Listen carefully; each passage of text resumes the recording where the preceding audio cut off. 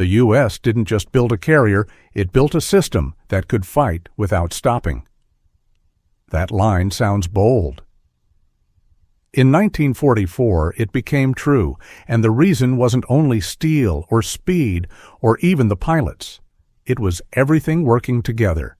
Design choices that saved seconds, training that turned seconds into sorties, and a way of operating that kept the pressure on day after day. Tonight, we start where the storm begins, on the flight deck of a new kind of American carrier. And we'll follow that storm to the lagoon of Truk, where Japan learned what this system really meant. By the end, you'll know why the Essex-Class was more than a ship. And you'll see the question that Part 2 must answer. If the fortress at Truk wasn't safe, what happens when this storm hits the Marianas? Let's take Essex in one breath.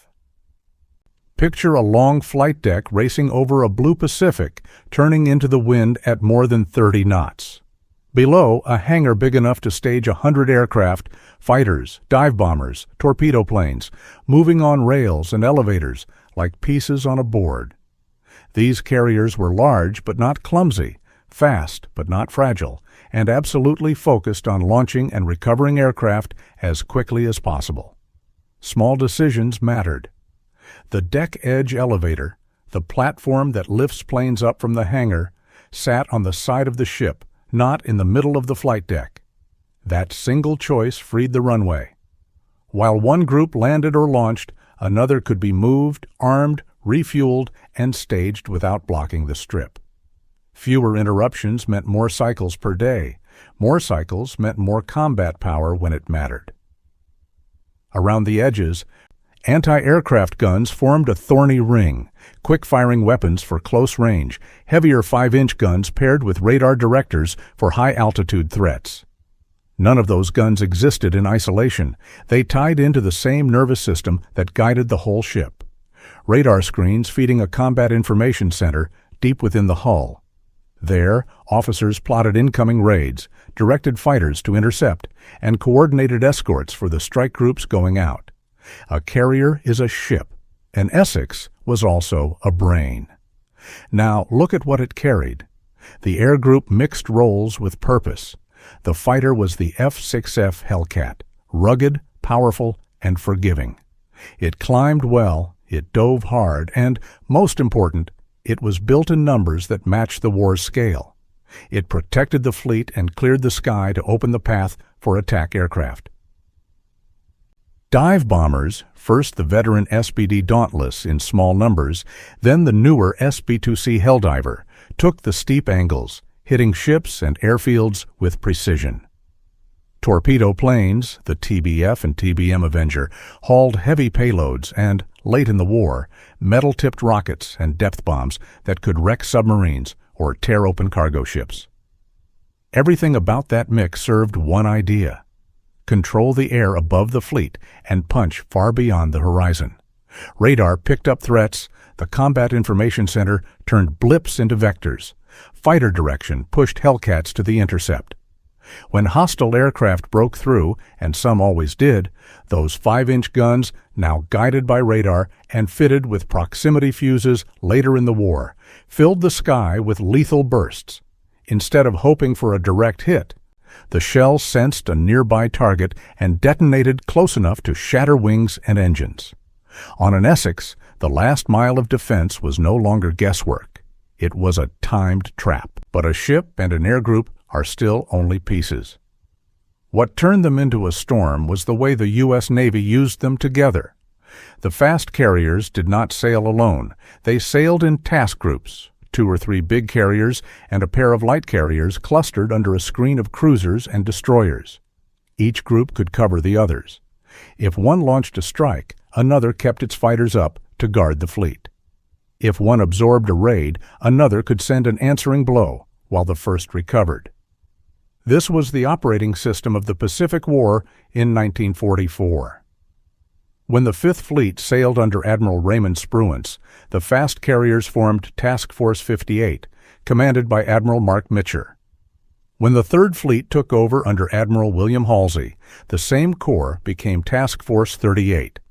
The name changed, the rhythms did not. mass the carriers before the objective. Launch heavy, early fighter sweeps to take the enemy's eyes and guns. Follow with concentrated strikes that leave the target deaf, blind, and bleeding. While the enemy tries to understand what happened, refuel at sea, rearm, and shift the axis of attack. The point wasn't to win a single thunderclap battle. The point was to keep the thunder going. You can measure this system in minutes. A carrier that loses time on deck, waiting for an elevator, untangling traffic, falls behind. A task group that staggers launch windows loses the layered fighter cover that keeps the fleet safe. The Essex-Class cut the dead space out of the day. That's why the small things, the elevator location, the hangar layout, the catwalk stacked with spare planes and fuel lines, mattered. The design didn't just hold airplanes. It accelerated them. Now we come to the first big proof, Truk Lagoon in February 1944. For years, Truk had been called the Gibraltar of the Pacific, a giant anchorage ringed by airfields, fuel depots, and repair shops. Japanese cruisers and carriers used it as a forward hub to menace the Central Pacific.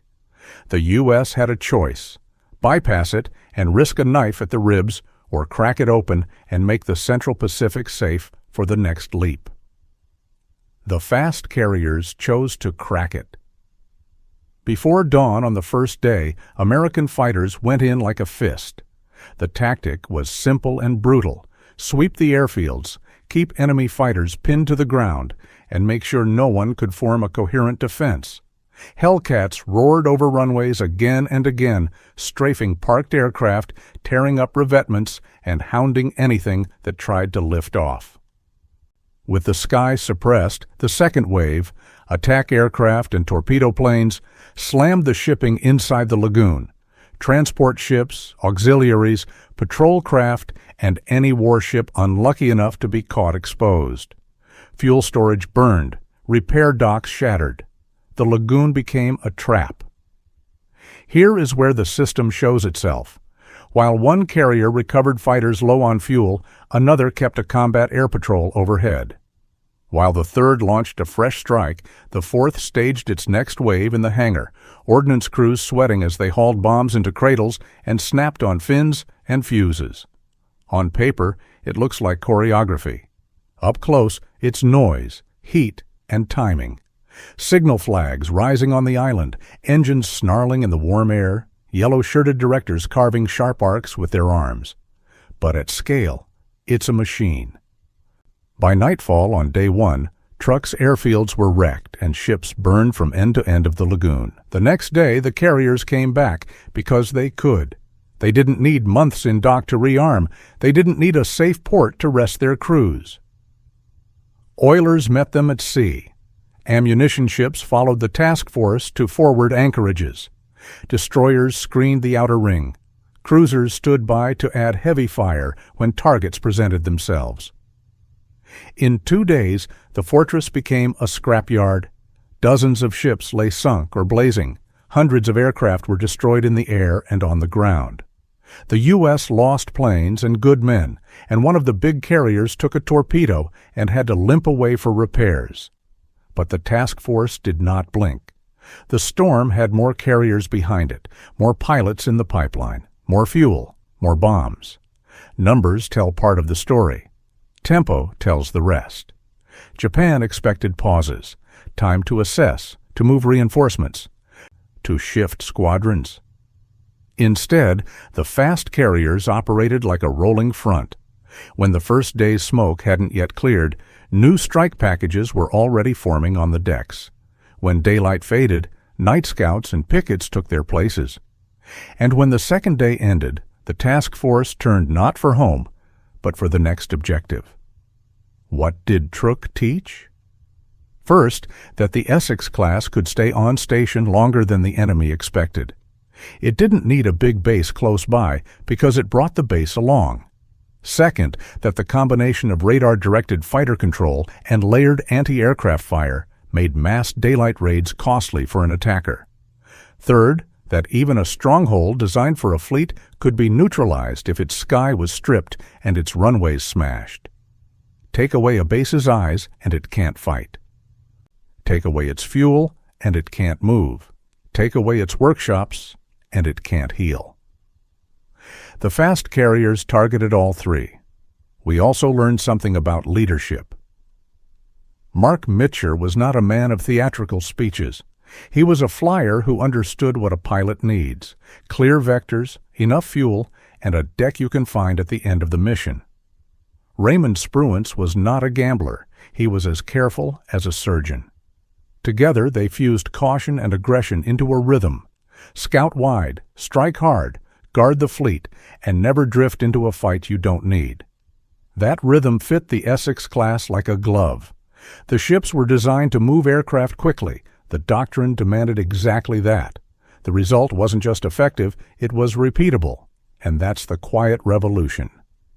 Before 1944, carrier battles often felt like duels, one task force against another, one day deciding a campaign.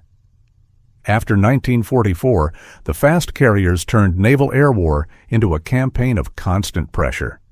The Essex-Class didn't show up, win, and go home. It arrived, fought, refueled, struck again, shifted targets, and kept going. Factories in the United States turned out replacement aircraft. Training commands turned out replacement pilots. Repair ships fixed battle damage within weeks, not months. All those pipelines met on the decks of these carriers. When one squadron rotated home, another took its place without the enemy ever feeling the difference. For the sailors living inside this machine, it felt both ordinary and unreal. Dawn flight quarters, breakfast that tasted like coffee and nerves, the smell of aviation fuel everywhere.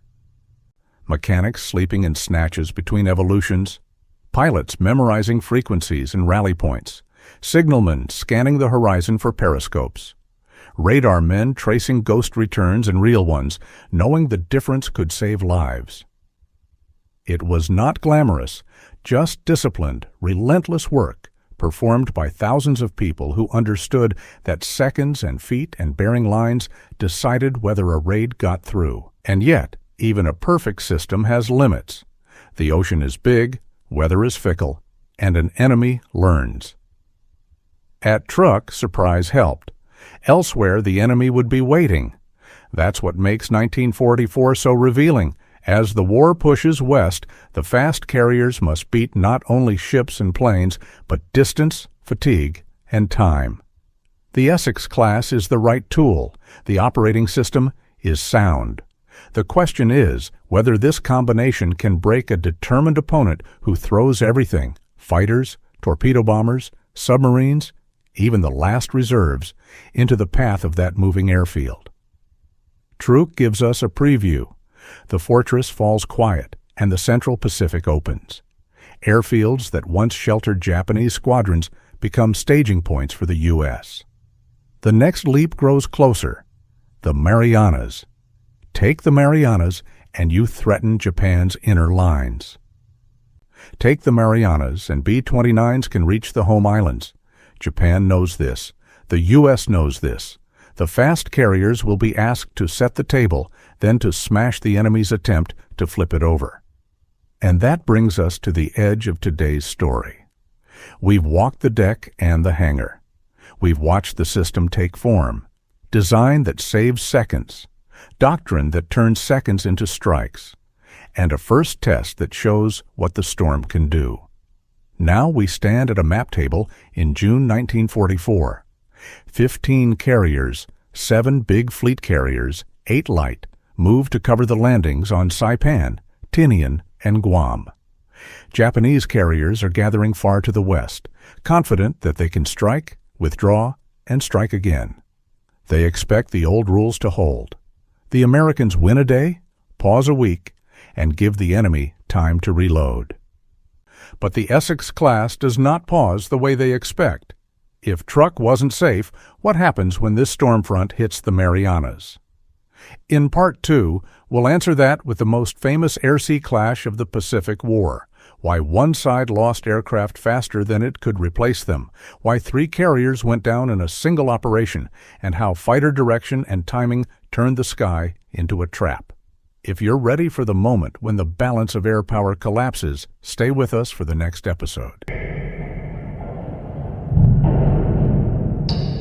15 U.S. carriers mass for the Marianas, Japan answers, and the air war's balance collapses in days. That sounds like a slogan. It isn't. In June 1944, it became reality, loud, smoky, and decisive.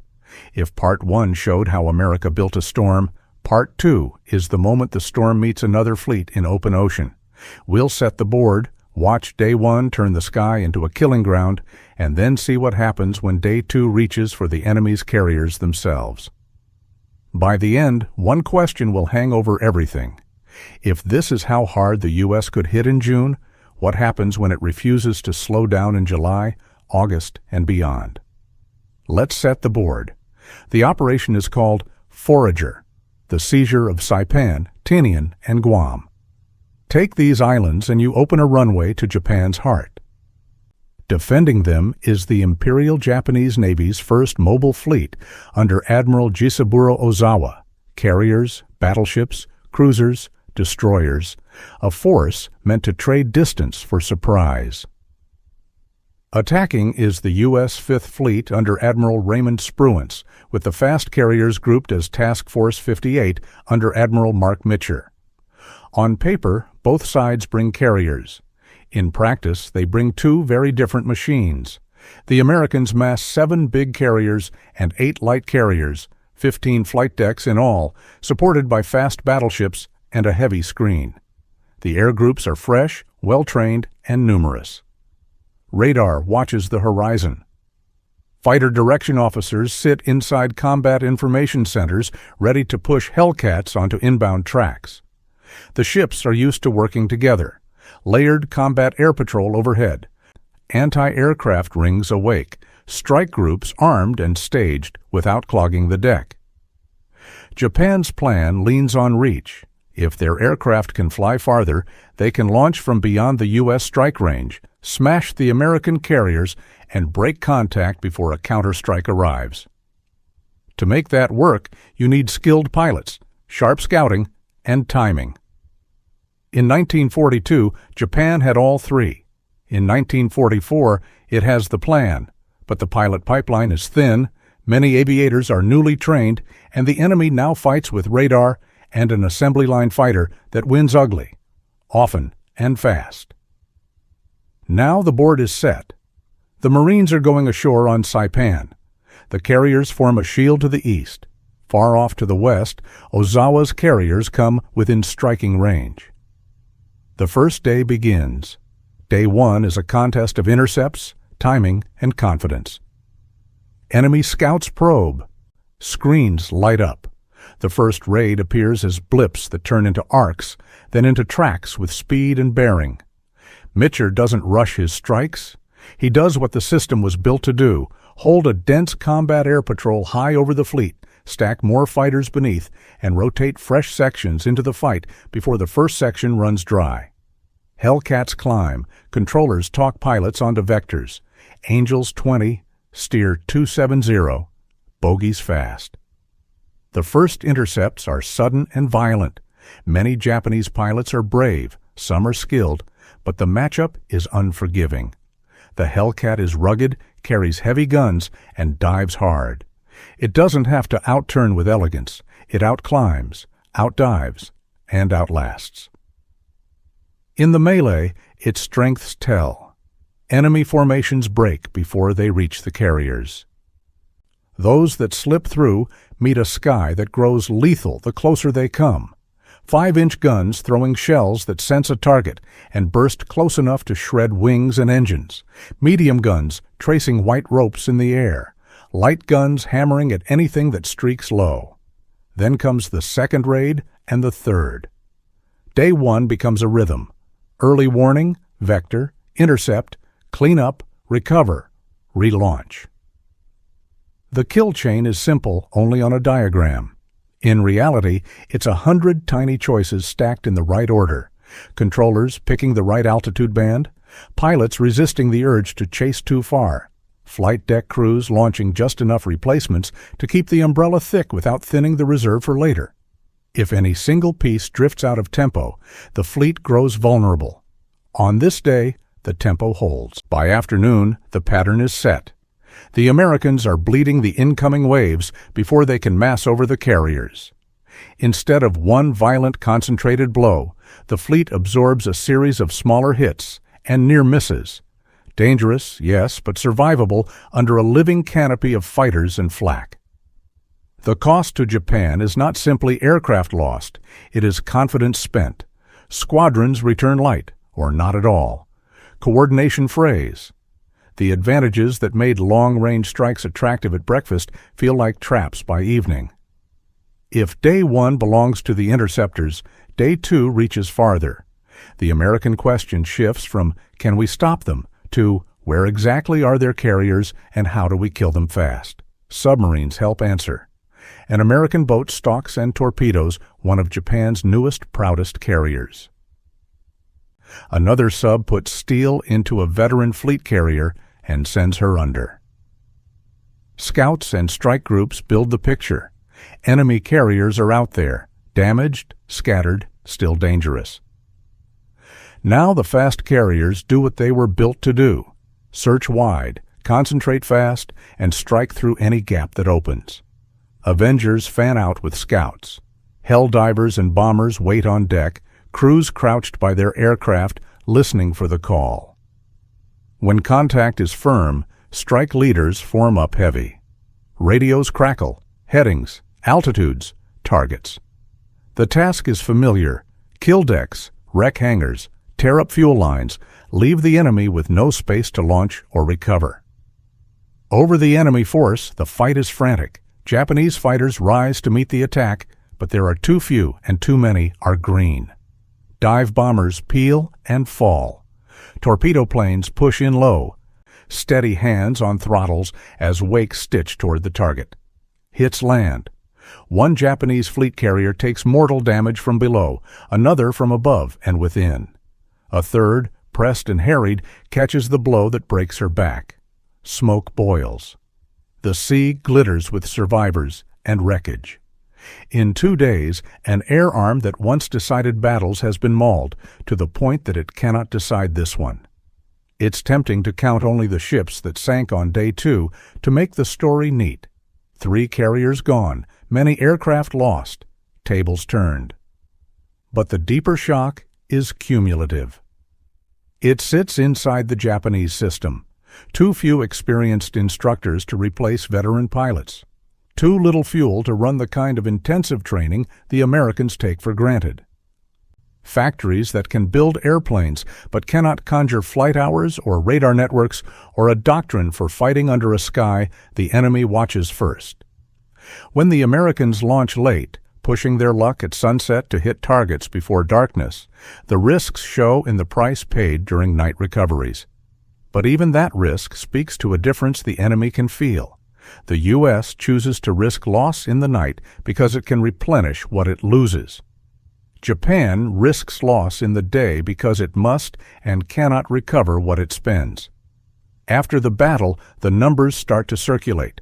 Hundreds of Japanese aircraft gone across 2 days, American carrier decks still busy, pilots rotating, engines whining at dawn again. Shore-based Japanese flyers try to plug the gap and run into the same wall. Radar, fighter direction, mast cap, and anti-aircraft discipline. If you are a Japanese staff officer staring at a chart, you see more than dots changing color. You see a curve that flattened. You see a recovery that cannot keep pace with the next American operation, let alone the one after that. Pull back now and look at the map. The Marianas are not just islands, they are levers. With them, American heavy bombers can reach the home islands, and the fleet can springboard farther west. The fast carriers were asked to shield an invasion and break an enemy carrier force. They did both? But the most consequential result might be psychological. The realization that the American system does not fight in peaks and valleys anymore. It fights in a steady climb. What does that mean for the sailors and aircrew on those decks? It means dawn still comes early. It means maintenance never stops. It means the ship's nervous system, radar, radios, plotting boards, stays hot day after day. It means pilots learn to trust controllers they will never meet, and gunners trust bursts they cannot see. It means the next operation is not months away. It is days away. Japan expects the U.S. to pause and rebuild. Instead, the Americans speed up. The same ships that covered Saipan steer for new raids. The same submarines that caught carriers on day 2 slip under the shipping lanes again. The same task groups change their numbers. TF-58 becomes TF-38 when the fleet flag shifts. But not their habits. They will raid airfields to blind the enemy, hit shipping to starve him, and sit heavy where they must to protect the next landing. The storm does not pass. It moves. So Part 2 ends with a paradox. The most decisive battle of carriers in 1944 did not end the war. It ended the illusion that Japan could control when and where the next major fight would happen. The fast carriers took that choice away by winning in the air and refusing to rest. If you felt the sky break over the Marianas, wait for what follows when logistics, doctrine, and aggression roll forward together. In Part 3, we follow that roll. The floating base that let the carriers refuel, rearm, and repair without sailing home. The October battles that chewed up the remaining elite Japanese air units. And the verdict that explains why 1944 left Japan not just defeated in a battle, but stunned by a system. If you want to see how an armada builds a city at sea and keeps the pressure on, come back for the next episode. The secret weapon wasn't just steel. It was a floating base that followed the fleet. It sounds like a metaphor. It wasn't. In 1944, the U.S. Navy built a city that could move. Fuel, ammo, workshops, doctors, mail, even floating dry docks, and it parked that city exactly where the fast carriers needed it next. Tonight we open the door to that city at sea, watch how it powered the raids over Formosa, and see why the air above Leyte never really belonged to Japan again. By the end, you'll understand why the tempo didn't slow after the Marianas, it increased, and why Japan, staring across the water, realized it wasn't facing ships one by one. It was facing a system. Call the system by its plain name, service force.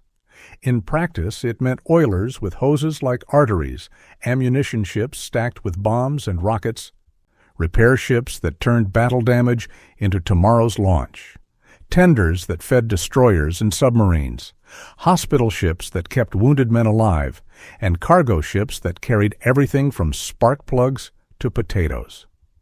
The U.S. called one backbone of this force Service Squadron 10. Its job was simple and enormous. Bring the port forward and keep it there. Now set the scene at Ulithi Atoll, a quiet ring of coral in the vast Pacific. In late 1944, that ring becomes a harbor for hundreds of ships. Carriers drop anchors inside calm water. Oilers slide alongside and connect at sea or in the lagoon. Ammunition barges nudge up to the sterns and hand up the next day's warhead. Repair crews crawl through the ribs of damaged airplanes with rivet guns and wrenches. Welders throw showers of sparks under the skin of cruisers and destroyers. A carrier arrives tired, takes a breath, and leaves again looking like it never fought yesterday. That's the trick. The fleet doesn't have to sail home to get ready for the next blow. The tempo change starts with fuel. A fast carrier task group can sprint, but only if an oiler meets it halfway. Underway replenishment turns the Pacific into a highway you can refuel on.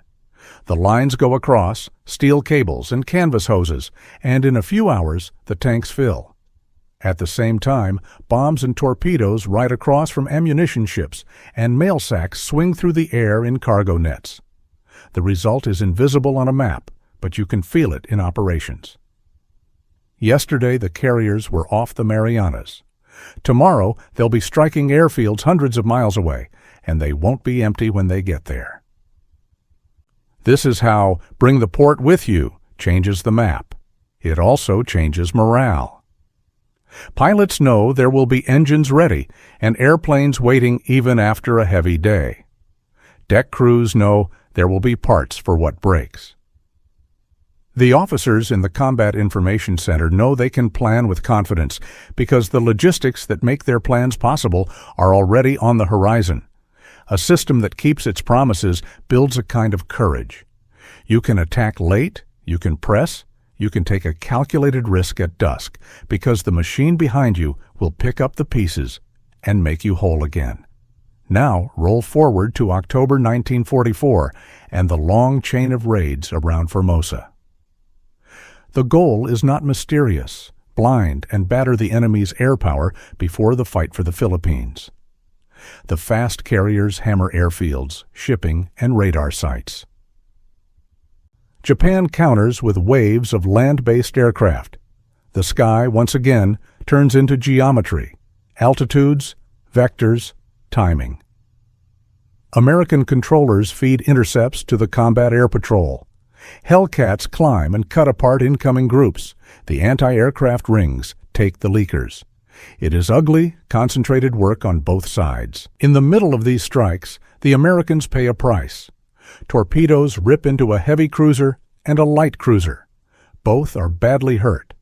For a moment, it looks like disaster, exactly the kind of moment when a fast fleet would normally pull back to protect the wounded. Instead, something different happens. Destroyers lay smoke. Carriers adjust their launch cycles to keep a fighter shield overhead while covering the rescue and tow. A special screen forms around the damaged ships and starts the long, dangerous journey away from the fight. The rest of the task groups keep striking. That decision says more than any communique. It says the U.S. can protect its wounded and keep up offensive pressure at the same time. It says logistics aren't simply storage and fuel, they are options. Meanwhile, the claims and counterclaims fly. Japanese radio reports speak of multiple carriers sunk. The decks tell a different story the next morning when planes are spotted, engines turn, and the next raid launches on time. The truth that matters is not a headline. It is the rate at which the U.S. can still put fighters over the fleet and bombs over the target. In October 1944, that rate stays high. The deeper effect of the Formosa fighting is attrition, the slow, grinding loss of trained Japanese air crews and the wear on their aircraft that can't be fixed fast enough. It isn't only the shoot-downs. It is what radar, fighter direction, and massed combat air patrol do to an opponent's confidence. When a squadron can't reach its target intact or comes home to find runways cratered, the next day's plan shrinks. When maintenance crews lack parts and fuel, the next week's plan shrinks again. The fast carriers don't need to win one perfect day. They need to win enough days that the enemy's calendar runs out. Shift now to Leyte. The landings begin, and the question is simple.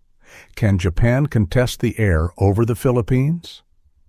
Shore-based units launch, but the same wall that stopped them at Formosa stands between them and the transports.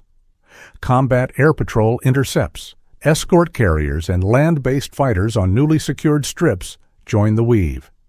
The fast carriers range far and wide to cut off air reinforcements and smash staging fields. Every time Japanese planners try to build a massed strike, pieces go missing.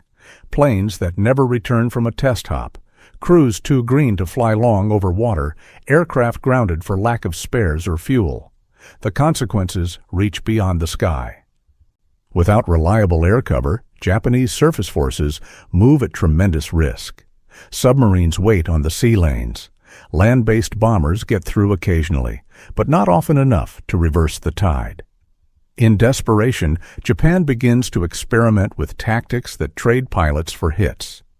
It is a sign not of strength, but of exhaustion. When your conventional strikes cannot break the shield, you look for a weapon that throws away what you can no longer afford to train. Meanwhile, the floating base keeps turning. Oilers meet the carriers after heavy days. Ammunition ships shoulder up and pass across new belts and fuses. Repair ships work around the clock. In the lagoon at Ulithi, the harbor lights burn through the night while crews lift engines, patch plating, and test radios. There is danger even here. One morning, an explosion blooms as a Japanese special weapon finds a vulnerable oiler in the anchorage. But the work does not stop. The city at sea absorbs the blow and keeps serving the line. That is what a real system does. It bends and continues. So what is the verdict on 1944, and why did Japan feel stunned? 4 pillars held up the American advantage. First, mass, not glamour, quantity. Multiple big carriers, plus light carriers, plus a screen of fast battleships and cruisers, plus destroyers and submarines. If one group took a hit, another could carry the fight. Mass meant redundancy. Redundancy meant resilience. Second, training. Pilots who had time in the seat. Deck crews who could turn aircraft fast without turning the deck into chaos. Controllers who could think in 3 dimensions and talk in clean sentences. Gunners who knew their arcs and set their fuses right. Training turned tools into teamwork. Third, technology. Radar that saw raiders coming. Combat information centers that made sense of the picture. Radios that kept formations coherent. Proximity-fused shells that made the last mile of sky lethal. None of this kidnapped skill. It amplified it. Fourth, tempo.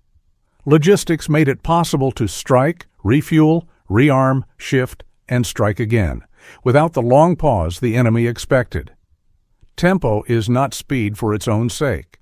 Tempo is pressure applied faster than an opponent can repair, retrain, and resupply.